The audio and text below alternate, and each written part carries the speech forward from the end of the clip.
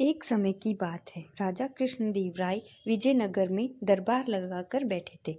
उसी समय दरबार में एक सुंदर महिला एक बक्सा लेकर आई। उस बक्से में एक मखमली साड़ी थी, जिसे निकालकर वह दरबार में राजा और सभी दरबारियों को दिखाने लगी। साड़ी इतनी सुंदर थी कि जो भी उसे देखता वह हैरान रह जाता। महिला ने राजा से कहा कि वह ऐसी ही सुंदर साड़ी बनाती है।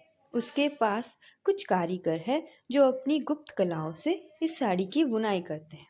उसने राजा से निवेदन किया कि अगर राजा उसे कुछ धन दे तो वह उनके लिए भी ऐसी ही साड़ी बना देगी।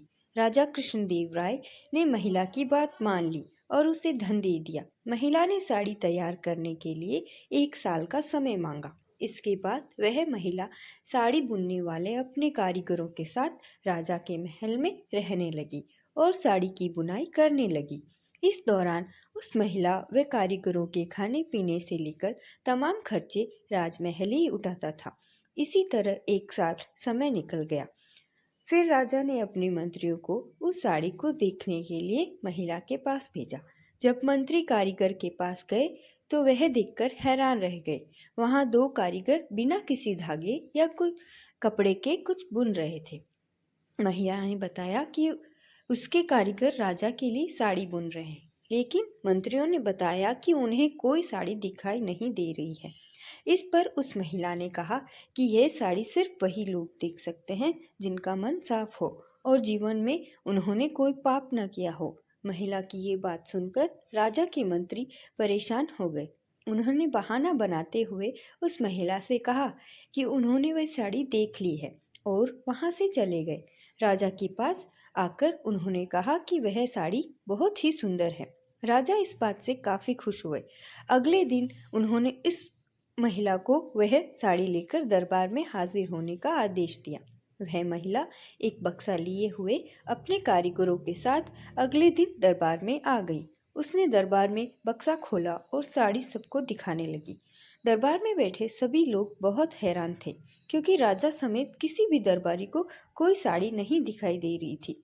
ये देखकर तेनालीराम ने राजा के कान में कहा कि उस महिला ने झूठ बोला है, वह सभी को बेवकूफ बना रही है।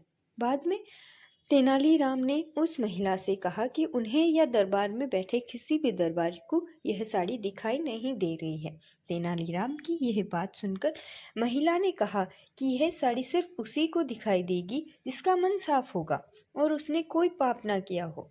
महिला की इस बात को सुनकर तेनालीराम के मन में एक योजना आई। उन्होंने उस महिला से कहा, राजा चाहते हैं कि तुम खुद साड़ी को पहनकर दरबार में आओ और सभी को वह साड़ी दिखाओ। तेनालीराम की ये बात सुनकर वह महिला राजा के सामने माफी मांगने लगी।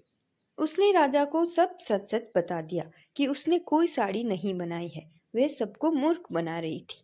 महिला की बात सुनकर राजा को बहुत गुस्सा आया। उन्होंने उसे जेल में डालने की सजा सुना दी। लेकिन जब महिला ने बहुत विनती की तो उन्होंने उसे छोड़ दिया और माफ करके उसे जाने दिया।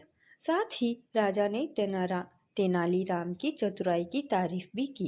कहानी से सीख: अधिक दिनों तक झूठ या धोखा छिपाया नहीं जा सकता। एक ना एक दिन सबके सामने सच्चाई आ ही जाती है।